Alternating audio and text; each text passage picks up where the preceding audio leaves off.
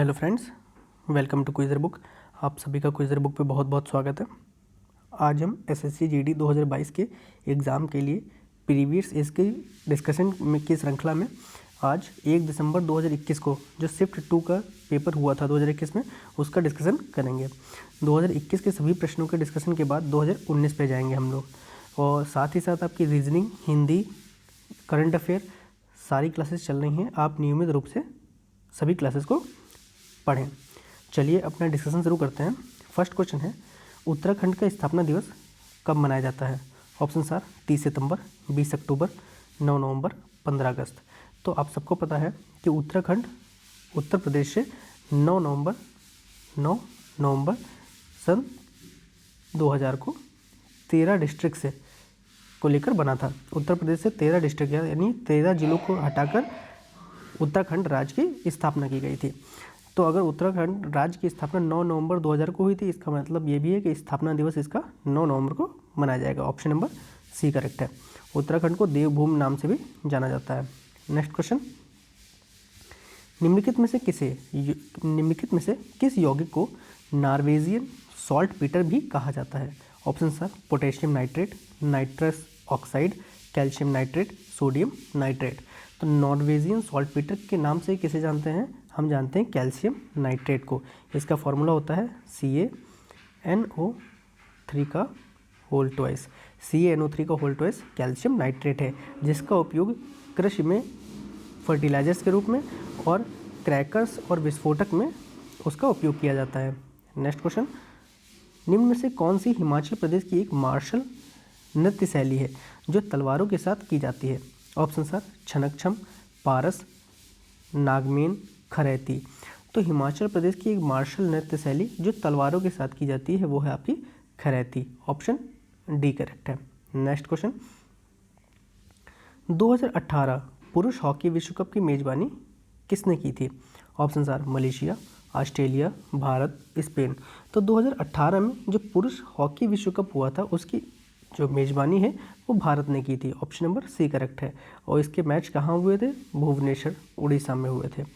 साथ ही साथ 2022 में जो पुरुष हॉकी विश्व कप होने जा रहा है उसकी मेजबानी भी फिर से भारत कर रहा है 2022 में, और जिसके मैच आपके भुवनेश्वर वगैरह में होंगे। नेक्स्ट क्वेश्चन, सामान्यतः गर्म महासागरीय धाराएं कहाँ किसके निकट उत्पन्न होती हैं और ध्रुवों की ओर गतिमान होती है? ऑप्शन सर कर्क रेखा, अंटार्कटिक वृत्त, भूमध्य रेखा, आर्कटिक वृत्त। आपसे कोई पता है कि पृथ्वी के भूमध्य रेखा पे तापमान सबसे अधिक रहता है। तो अगर गर्म महासागरीय धाराएं का उत्पन्न आपसे पूछा जाए तो भूमध्य रेखा के आसपास ही उत्पन्न इनका होगा, और इनकी जो गतिमान होती हैं वो ध्रुवों की तरफ होती हैं, और जिस जगह से ये गुजरती जाती है वहाँ का तापमान अपना बढ़ाती जाती हैं। तो आपका गर्म महासागरीय धाराएं जो हैं वो कहाँ से उत्पन्न होंगी? भूमध्य रेखा। ऑप्शन सी करेक्ट है। नेक्स्ट क्वेश्चन, भारत के कितने राज्यों की सीमा सिक्किम से जुड़ी हुई है? ऑप्शन सर 1, 2, 4 और 3। तो सिक्किम राज्य से भारत के और कितने राज्य जुड़े हुए हैं? तो सिक्किम से भारत का सिर्फ एकमात्र राज्य वेस्ट बंगाल जुड़ा हुआ है। बाकी इसकी अंतर्राष्ट्रीय सीमाएं नेपाल और चाइना से लगती हैं। नेक्स्ट क्वेश्चन, धारा, तो इसका ऑप्शन आपका हो जाएगा भारत से सिर्फ एक राज्य लगता है।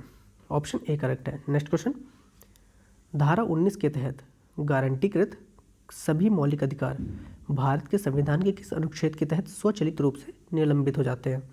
Option are article 354, article 351, article 352, article 353। तो किस आर्टिकल के लगते ही जो आपके जो मौलिक अधिकार हैं वो निलंबित हो जाते हैं? तो वो आपका आर्टिकल है 352, जिसके अंदर है नेशनल इमरजेंसी है, जिसके अंतर्गत उसके लागू होने पर हमारे मौलिक अधिकार स्वचालित निलंबित हो जाते हैं। मगर 2 मौलिक अधिकार फिर भी ऐसे होते हैं जिन्हें निलंबित नहीं किया जा सकता। वो आपके आर्टिकल है 20 और 21। Next question, India empire and first world war culture writing images and songs के लिए किसे नॉन फिक्शन श्रेणी में हिंदू पुरस्कार 2019 दिया गया? ऑप्शन आर मीना कंदासामी, दीपक उन्नीकृष्णन, मनोरंजन व्यापारी, शांतनु दास। तो नॉन फिक्शन श्रेणी में हिंदू पुरस्कार 2019 किसे मिला था? शांतनु दास को। ऑप्शन डी करेक्ट है। नेक्स्ट क्वेश्चन, अमूल दूध और दूध के उत्पादों में सहकारी समितियों की सफलता की कहानी है जो देश में श्वेत क्रांति लाया। Option sir Gujarat, Karnataka, Delhi, Uttar Pradesh. तो आपसे पूछा गया है अमूल कहाँ की कंपनी है? तो एक्चुअली गुजरात की इस कंपनी है। इसकी स्थापना गुजरात में हुई थी और किसने की थी? वर्गीस कुरियन ने की थी। और वर्गीस कुरियन ने ही 1970 में आपके वो लाए, ऑपरेशन फ्लड लाए। नेक्स्ट क्वेश्चन, ध्वनि जो कि एक यांत्रिक तरंग है निम्नलिखित में से किस माध्यम में यात्रा नहीं कर सकती? ऑप्शन आर इस्पात, हवा, जल, निर्वात। तो ध्वनि किस माध्यम में या ट्रांसमिट नहीं हो सकती? तो आप सबको पता है कि ध्वनि को चलने के लिए एक मीडियम चाहिए और निर्वात यानी वैक्यूम में कोई मीडियम नहीं होता, इसलिए मीडियम में निर्वात में वो नहीं चल पाएगी। ऑप्शन नंबर डी करेक्ट है। नेक्स्ट क्वेश्चन, आप सबको पता नहीं ऑडिबल साउंड की जो रेंज होती है वो कहाँ से कहाँ तक होती है? 20 हर्ट्ज से 20,000 हर्ट्ज तक होती है या 20 किलो हर्ट्ज तक। नेक्स्ट क्वेश्चन, छत्तीसगढ़ का स्थापना दिवस कब मनाया जाता है? ऑप्शन सर 15 जून, 23 अक्टूबर, 1 नवंबर, 30 मई। छत्तीसगढ़ की स्थापना मध्य प्रदेश से अलग किया गया। मध्य प्रदेश से छत्तीसगढ़ की स्थापना हुई है और कब हुई है? 1 नवंबर ईयर 2000 में हुई है। तो इसका भी स्थापना दिवस 1 नवंबर को मनाया जाता है। ऑप्शन सी करेक्ट है। नेक्स्ट क्वेश्चन, 2018 में गोल्ड कोस्ट में आयोजित किए गए आखिरी राष्ट्रमंडल खेलों के लिए आधिकारिक शुभंकर या मैस्कॉट कौन था? ऑप्शन सर बोरोबी एक नीला सर्फिंग कोअला, गोल्डी एक कीवी पक्षी, क्लाइड एक थिसल, कारक एक लाल पूंछ वाला काकटू। तो 2018 में जो कॉमनवेल्थ गेम हुए थे जिसका आयोजन हुआ था वो उसका जो मैस्कॉट था वो कौन था? वो था आपका ऑप्शन नंबर ए बोरोबी, जिसका अर्थ था एक पीला सर्फिंग कोअला। 2022 में कॉमनवेल्थ गेम जिनका आयोजन बर्मिंघम इंग्लैंड में हुआ है। कहाँ हुआ है? बर्मिंघम इंग्लैंड में जिनका आयोजन हुआ है, इसका शुभंकर क्या है? इसका शुभंकर है पैरी। और पैरी का मतलब क्या है? एक बैल, ये एक जानवर का नाम है। नेक्स्ट क्वेश्चन, व्यापार सुगमता सूचकांक 2022 में भारत का कौन सा स्थान था? Option sir 67, 63, 71, 54। तो व्यापार सुगमता सूचकांक 2020 में भारत का कौन सा स्थान था? वो था आपका 63। ऑप्शन बी करेक्ट है। अभी कुछ आपके सूचकांक पढ़ लेने चाहिए जो 2022 के इंपॉर्टेंट है, जो करंट में आपके पूछे जा सकते हैं, जिसमें है आपका वर्ल्ड हैप्पीनेस रिपोर्ट, जिसमें आपका वर्ल्ड हैप्पीनेस रिपोर्ट है, जिसमें भारत की रैंक 2022 में कितनी है? वर्ल्ड हैप्पीनेस रिपोर्ट में आप भारत की रैंक है 136। साथ ही साथ आपको पता होना चाहिए HDI ह्यूमन डेवलपमेंट इंडेक्स 2022 में भारत की रैंक क्या है? आपकी 132 है। वर्ल्ड प्रेस फ्रीडम इंडेक्स में भारत की रैंक कितनी है? वो आपकी है 150। 150 भारत की रैंक है वर्ल्ड प्रेस फ्रीडम इंडेक्स में। और ग्लोबल हंगर इंडेक्स में कितनी है? ग्लोबल हंगर यानी भुखमरी सूचकांक में भारत की रैंक 2022 में कितनी है? वो आपकी रैंक है आपकी 107 रैंक है। ठीक है, चलिए इन सूचकांकों को याद रखिए। नेक्स्ट क्वेश्चन, नवंबर 2020 तक की स्थिति के अनुसार भारतीय खेल प्राधिकरण के महानिदेशक निम्नलिखित में से कौन थे? ऑप्शन सर संदीप प्रधान, रोहित भारद्वाज, मातादीन आशीवाल, अंजन कुमार मिश्रा।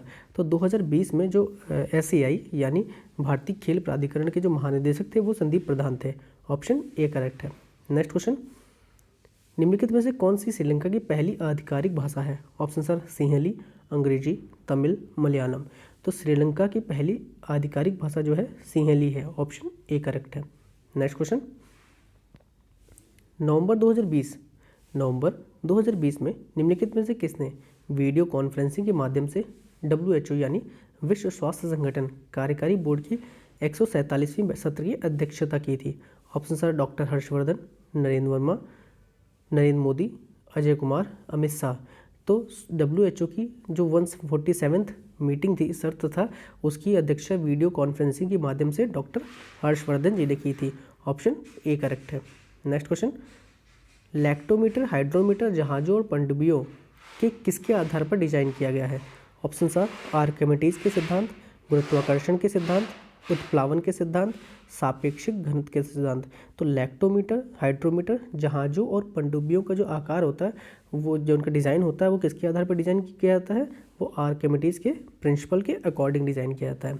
नेक्स्ट क्वेश्चन, निम्नलिखित में से किसे प्रकृति संरक्षण के लिए अंतर्राष्ट्रीय संघ द्वारा तेजी से लुप्त प्राय प्रजातियों में से एक घोषित किया गया?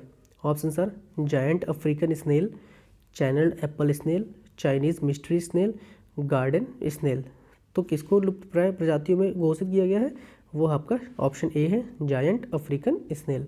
नेक्स्ट क्वेश्चन, दारा सिकोह अंततः उत्तराधिकार के युद्ध सामूगढ़ की लड़ाई में हार गया। ऑप्शन सर किससे हारा?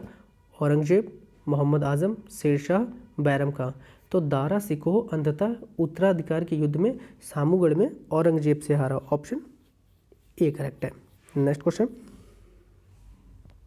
लाला लाजपत राय के एक सक्रिय सदस्य थे।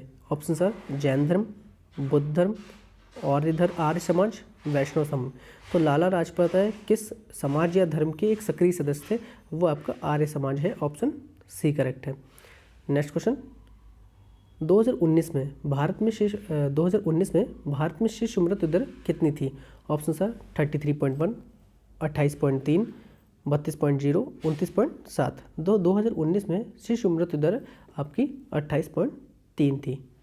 नेक्स्ट क्वेश्चन, प्लासी नाम का एक छोटा सा गांव जिसे प्लासी के युद्ध के लिए जाना जाता है, जो ईस्ट इंडिया कंपनी और नवाब सिराजुद्दौला के बीच लड़ा गया था, किस नदी के किनारे स्थित है?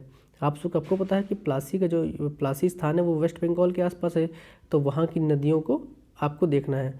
तो इसमें पद्मा है, हुगली है, भगीरथी है, बराकर है। तो आपको जो प्लासी जो नाम है वो आप किस नदी किनारे है? हुगली नदी किनारे है। ऑप्शन बी करेक्ट है। नेक्स्ट क्वेश्चन, हरियाणा में हर वर्ष सूरजकुंड शिल्प मेला किस महीने में आयोजित किया जाता है? ऑप्शन सर अप्रैल, फरवरी, अगस्त, मार्च। तो हरियाणा में सूरजकुंड शिल्प मेला हर साल फरवरी के महीने में आयोजित किया जाता है। ऑप्शन बी करेक्ट है। नेक्स्ट क्वेश्चन, निम्नलिखित में से किसने 1 सितंबर 2020 को भारत के एक चुनाव आयुक्त के रूप में पदभार ग्रहण किया? Option sir IV Subba Rao, Samant Goyal, Rajiv Kumar, KN Vyas. 1 सितंबर 2020 को भारत के चुनाव आयुक्त के रूप में किसने पदभार ग्रहण किया था? राजीव कुमार ने। जो वर्तमान में राजीव कुमार जो 2020 में चुनाव आयुक्त थे, वो आज चीफ इलेक्शन कमिश्नर हैं, मुख्य चुनाव आयुक्त हैं राजीव कुमार वर्तमान समय में। और कितने नंबर के हैं? 25वें नंबर के हैं। नेक्स्ट क्वेश्चन, मधु के लिए मधुमक्खियों और छत्तों का पालन और रखरखाव क्या कहलाता है? Option sir floriculture, apiculture, sericulture, pisciculture.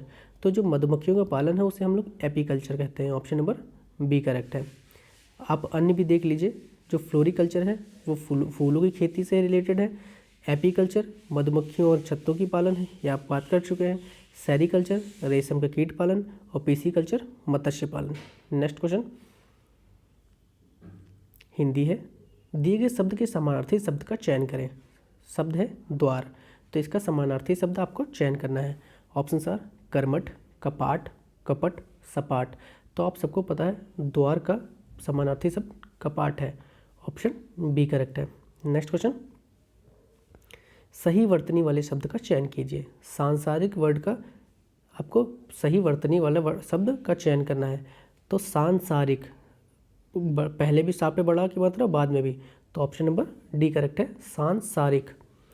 Next question, दिए गए वाक्य का वह भाग ज्ञात करें जिसमें कोई त्रुटि है। यदि कोई त्रुटि नहीं है तो कोई त्रुटि नहीं है चुने। सेंटेंस है हमारा, अध्यापक हमसे एक लेख लिखवाया। तो option number A 1, B 4, C 3, D 2 किस पार्ट में इसमें जो कोई त्रुटि है तो उसका चयन करना है। तो आपको पहले पता ना, अध्यापक ने हमसे एक लिखवाया, तो ऑप्शन नंबर पहला ही गलत है यहाँ पे, तो इसमें एक इसमें है ए में, तो ऑप्शन ए करेक्ट है। नेक्स्ट क्वेश्चन, दिए गए वाक्यांश के लिए एक शब्द चुनिए। ऑप्शन सर, वाक्यांश है हमारा जो किसी एक का पक्ष ना ले। ऑप्शन सर, निपक्ष, तटीय, विपक्ष, तटस्थ। तो जो किसी एक का पक्ष ना ले उसे तटस्थ कहते हैं। ऑप्शन नंबर डी करेक्ट है। नेक्स्ट क्वेश्चन, दिए गए वाक्य को वो भाग ज्ञात करें जिसमें कोई त्रुटि है, यदि कोई त्रुटि नहीं है तो कोई त्रुटि नहीं है चुनें। वाक्य है हमारा, प्रतिभा की माँ इस समय छोटे बच्चा को कहानी सुना रही है, कोई त्रुटि नहीं है। तो प्रतिभा की माँ इस समय छोटे बच्चों होना चाहिए, यहाँ पे छोटे बच्चों को कहानी सुना रही है, तो ऑप्शन नंबर आपका सी करेक्ट होगा, दूसरे पार्ट में करेक्शन है। नेक्स्ट क्वेश्चन, दिए गए वाक्य के किस भाग में त्रुटि है?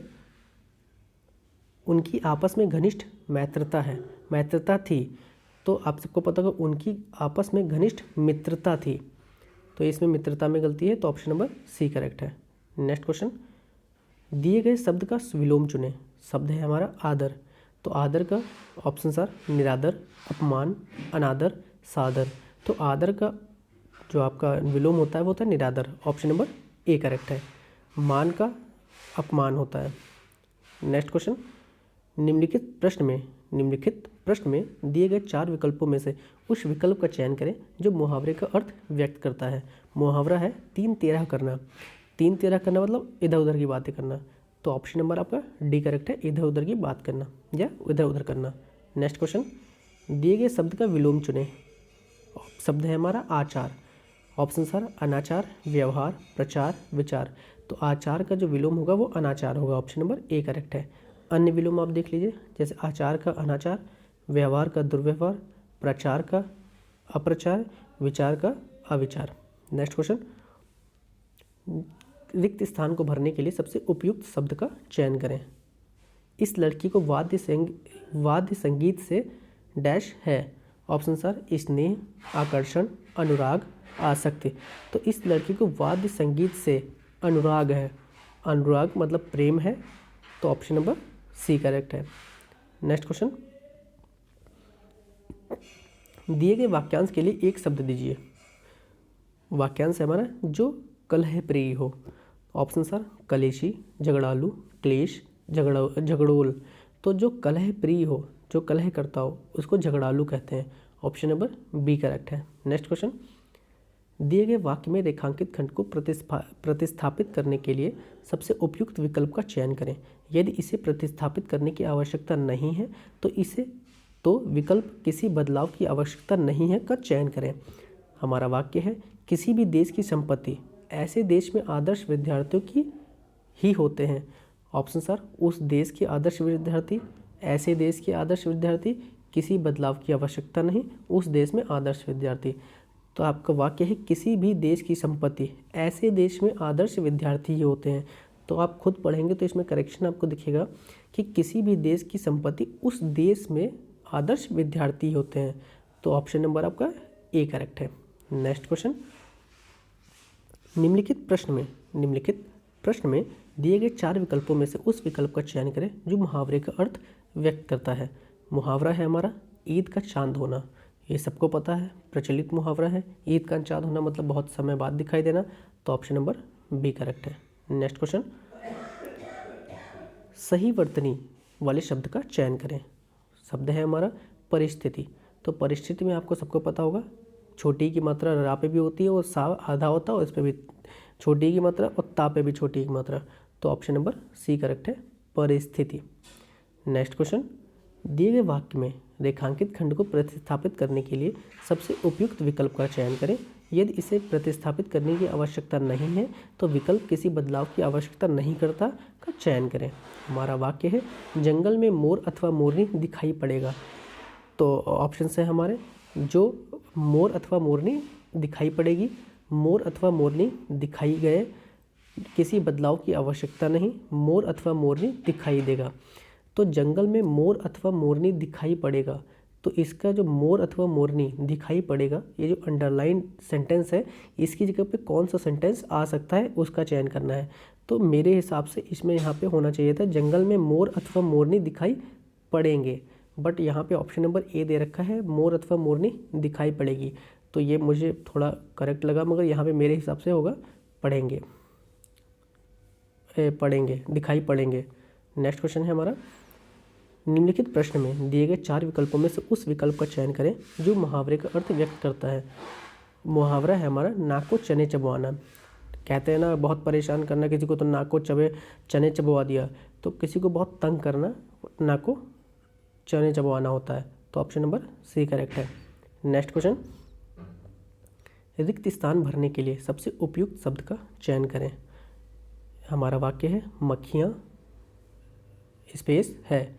ऑप्शन आर भिनभिनाती, खनखनाती, सनसनाती, चटचटाती। तो मक्खियाँ क्या करती है, भिनभिनाती हैं, तो मक्खियाँ भिनभिनाती हैं। ऑप्शन नंबर ए करेक्ट है। नेक्स्ट क्वेश्चन, रिक्त स्थान को भरने के लिए सबसे उपयुक्त शब्द का चयन करें। साहित्य और जीवन का स्थान संबंध है। अभिन्न, घोर, पृथक, घनघोर। पृथक तो होगा नहीं, घोर भी नहीं होगा, ये वर्ड घनघोर भी नहीं होगा। आपका अभिन्न, साहित्य और जीवन का अभिन्न संबंध है, ये वर्ड आपका उपयुक्त है। नेक्स्ट क्वेश्चन, दिए गए वाक्य में रेखांकित अंश को प्रतिस्थापित करने के लिए सबसे उपयुक्त विकल्प का चयन करें। हमारे गले में पराधीनता की बेड़ियाँ पड़ी थी। तो हमारे गले में पराधीनता की बेड़ियाँ कभी गले में पड़ती हैं क्या, पैरों में पड़ती हैं। तो ऑप्शन नंबर सी करेक्ट है, हमारे पैरों में पराधीनता की बेड़ियाँ पड़ी थी। ऑप्शन सी करेक्ट है। नेक्स्ट क्वेश्चन, दिए गए शब्द के समानार्थी शब्द का चयन करें। शब्द है हमारा चंद्र। चंद्र का समानार्थी शब्द आपको बताना है। ऑप्शन आर सुधाकर, पयोधर, किंकर, दिवाकर। तो आप सबको पता होगा दिवा मतलब दिन होता है, दिवाकर मतलब सूर्य, ये सूर्य का पर्यायवाची है, तो ये चंद्र का तो हो नहीं सकता। पयोधर बादल का पर्यायवाची होता है, तो ये भी चंद्र का नहीं है। किंकर होता नहीं है, तो आपका सुधाकर ये आपका चंद्र का समानार्थी शब्द है। ऑप्शन नंबर ए करेक्ट है। नेक्स्ट क्वेश्चन, ये आपका कॉम्प्रिहेंशन है, जिसमें आपके फिल इन द ब्लैंक्स है, जिनको आपको नीचे 5 क्वेश्चन के उत्तर देने हैं। दिए गए अनुच्छेद में कुछ शब्द हटा दिए गए। दिए गए विकल्पों की सहायता से रिक्त स्थान भरें। प्रत्येक संख्या के लिए सबसे उपयुक्त विकल्प का चयन करें। अब यहाँ से आपका सेंस शुरू हो रहा है पैराग्राफ। किसी भी देश की चेतना बोली जाने वाली भाषा के में होती है और साहित्य एक दूसरे में गद्यांश के रिक्त में। अब पहला क्वेश्चन है, गद्यांश के रिक्त एक स्थान पे सर्वाधिक उपयुक्त शब्द होगा। आप पढ़ते हैं, किसी भी देश की राजनीतिक, सांस्कृतिक, भावी और सामाजिक चेतना बोली जाने वाली भाषा के। तो इसमें से कौन सा ऑप्शन आपको उपयुक्त लग रहा है? राजनीतिक चेतना, सांस्कृतिक चेतना, भावी चेतना, सामाजिक। भावी तो हो नहीं रहा है, सामाजिक भी नहीं हो रहा है, ये आपका ऑप्शन नंबर बी करेक्ट है। किसी भी देश की सांस्कृतिक चेतना बोली जाने वाली भाषा के, तो ऑप्शन नंबर यहाँ पे बी करेक्ट है। नेक्स्ट क्वेश्चन पे चलते हैं। गद्यांश के रिक्त स्थान 2 के लिए सर्वाधिक उपयुक्त शब्द होगा। ऑप्शन सर साहित्य, पराक्रम, पीछे, आगे। तो वाक्य देखते हैं, किसी भी देश की सांस्कृतिक चेतना बोले जाने वाली भाषा के साहित्य में होती है। तो ऑप्शन नंबर आपका यहाँ पे बी में ए हो जाएगा। 2022 में आपका ए हो जाएगा गद्यांश के स्थान, रिक्त स्थान 2 की जगह पे। नेक्स्ट क्वेश्चन, 23वां क्वेश्चन है, गद्यांश के रिक्त स्थान 3 के सर्वाधिक उपयुक्त शब्द होगा। तो ओझल है, परिलक्षित है, दृष्टिहीन है, विध्वंसक है। तो चलते हैं पैराग्राफ की तरह।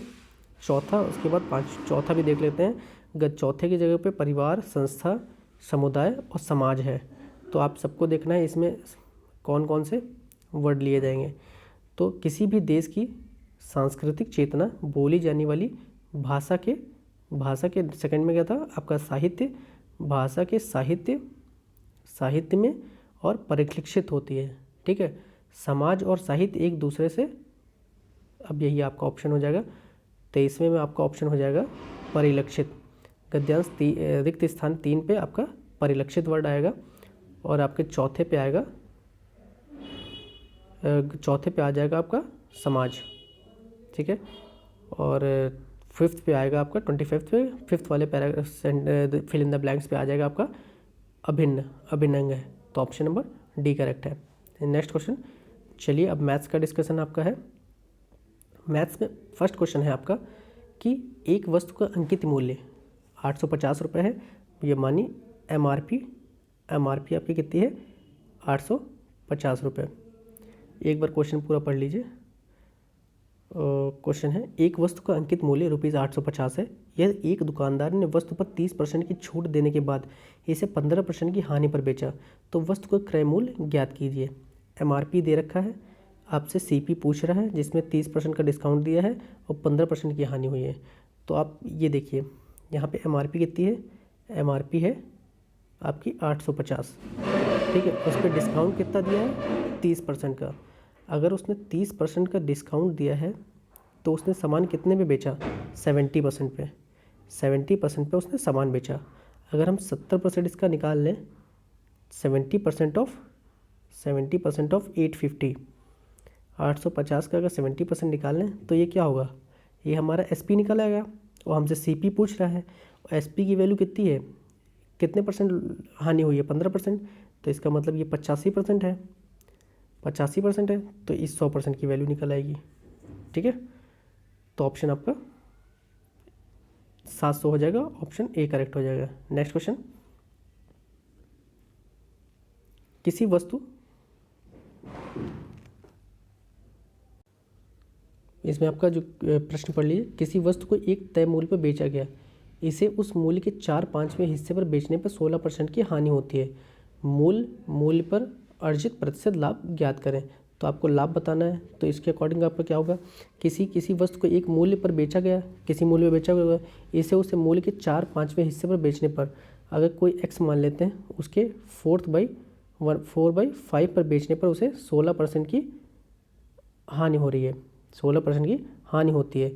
तो आपको आरंभिक मूल्य पर अर्जित जो प्रतिशत लाभ है उसे ज्ञात करना है। तो आप सबको पता होगा, अगर 4 उसने बेचा, 4 में बेचा तो 16% की हानि हुई है। अगर 4 में बेचा तो 16% की हानि हुई, तो इसका मतलब क्या हुआ, 4 की वैल्यू कितनी है, 100 में से 16 घटा देंगे तो आपकी 84 बचेगी, ठीक है। तो एक की वैल्यू कितनी हो गई 21। अब यहीं पे ये 5 है तो 5 की वैल्यू कितनी हो जाएगी 21 × 5, 105, मीन्स 100 की सीपी थी और उसने 5% टोटल लाभ लिया। तो ऑप्शन नंबर आपका डी करेक्ट हो जाएगा।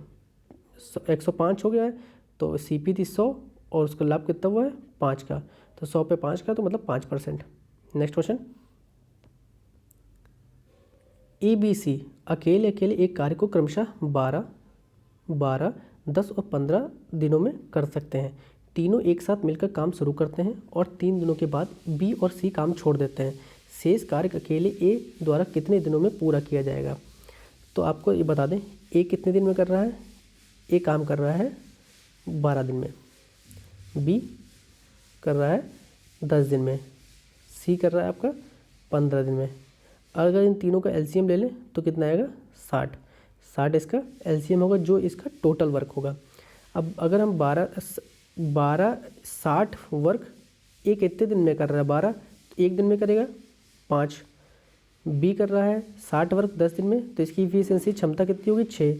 सी कर रहा है 15 दिन में 60 काम, तो इसकी इफिशियंसी हो जाएगी 4, मतलब एक दिन में 4 काम कर सकता है। अब इन्होंने काम करना शुरू किया तीनों ने एक साथ, ए बी और सी ने। ए कर रहा है 5 काम एक दिन में, बी कर रहा है 6 काम और सी कर रहा है 4 काम। तो ए बी सी की इफिशियंसी जोड़ें तो 6 4 10 और 15, ये तीनों मिलके 15 काम एक दिन में करेंगे। और इन्होंने काम कितने दिन एक साथ किया 3 दिन, तो मतलब 45 काम इन लोगों ने 60 में कर लिया। अब बचा कितना काम, बचा काम आपका 15 है, और वो 15 काम आप अकेले किसको करना है, ए को। ए की इफिशियंसी कितनी है, एक दिन में 5 करता है काम, तो 15 काम कितने दिन में करेगा 3 दिन में। तो यहाँ ऑप्शन हो जाएगा बी। नेक्स्ट क्वेश्चन, एक सत्र की शुरुआत में किसी स्कूल में कक्षा 6, 7 और 8 के छात्रों की संख्या क्रमशः 120, 150 और 130 थी। बाद में 10 छात्रों की कक्षा 6 और 7 में प्रवेश दिया गया और छात्रों की कक्षा 8 से स्थानांतरित 10 छात्रों को कक्षा 8 से स्थानांतरित कर दिया गया। यह मानते हुए कि उसके बाद से कोई प्रवेश में निष्कासन स्थानांतरण नहीं हुआ, सत्र की शुरुआत में और अंत में छात्रों की संख्या का अनुपात ज्ञात करें। हमको अंत में और शुरुआत में उनकी छात्रों की संख्या का अनुपात ज्ञात करना है। सबसे पहले 6, 7 और 8 इन दोनों में टोटल कितने छात्र हैं तो आपको जोड़ लेना है। यह होगा आपका 120, 50, तो ये टोटल कितना हो जाएगा 100, 200, 300 और 400। 400 बच्चे टोटल हैं पहले। फिर उसमें क्या हुआ 6 और 7 में 10-10 बच्चे जोड़े गए तो कितने हो गए 420। उसके बाद 10 छात्र को 8वें से स्थानांतरित कर दिया गया तो कितने बचे 410। अब ये अंत में 410 बने और स्टार्टिंग में 400 थे। अब यहाँ अनुपात किसका ज्ञात करना है, अंत में छात्रों की संख्या से ज्ञात करना है, सत्र की शुरुआत और अंत में। तो शुरुआत में 400 थे और अंत में कितने हैं 410, तो 0 0 कट गया, 40/41 आंसर आया। तो ऑप्शन नंबर सी करेक्ट है। नेक्स्ट क्वेश्चन, एक मशीन की प्रतिवर्ष 10% मूल्यह्रास होता है। मशीन की वर्तमान कीमत 2,50,000 है, तो 2 वर्ष बाद मशीन का मूल्य कितना होगा। तो अगर मूल्यह्रास का आपके ऐसे क्वेश्चन आता है तो अगर 10% मूल्यह्रास हो रहा है तो इस पर कंपाउंड इंटरेस्ट लगता है, मतलब हर वर्ष जो बची वैल्यू की उस पर मूल्यह्रास होगा। तो CI अगर लगेगा तो अगर हम वहाँ पूछते हैं कि इंटरेस्ट कितना बढ़ेगा, तो जब बढ़ने की बात करते हैं तो फॉर्मूला लगता है P × 1 + R/100 की पावर आपका T हो जाता है। मगर अगर जब घटने की बात होती है तो वहाँ P × 1 - R/100 की पावर T हो जाएगा। ठीक है, तो यहाँ पे आपको ये नीचे वाला फार्मूला लगाएंगे और वैल्यू आ जाएगी। ये किया भी गया है। तो ऑप्शन के आंसर कितना आया है 20,000, 2,25,000 आया है। तो ऑप्शन नंबर आपका ए करेक्ट हो जाएगा। नेक्स्ट क्वेश्चन, एक आयताकार खेत की लंबाई और चौड़ाई का अनुपात 4:3 है। यदि 2 प्रति मीटर स्क्वायर पर खेत की जुताई की लागत 600 है तो खेत की लंबाई ज्ञात करें। अब देखो यहाँ पे रेशियो दे रखा है लेंथ और ब्रेथ का कितना 4:3, लेंथ अपॉन ब्रेथ कितना दे रखा है 4:3 दे रखा है। अब यहाँ पे 2 रुपये प्रति मीटर स्क्वायर की खेती की जुताई करनी है और रुपए कितने लगे 600 टोटल।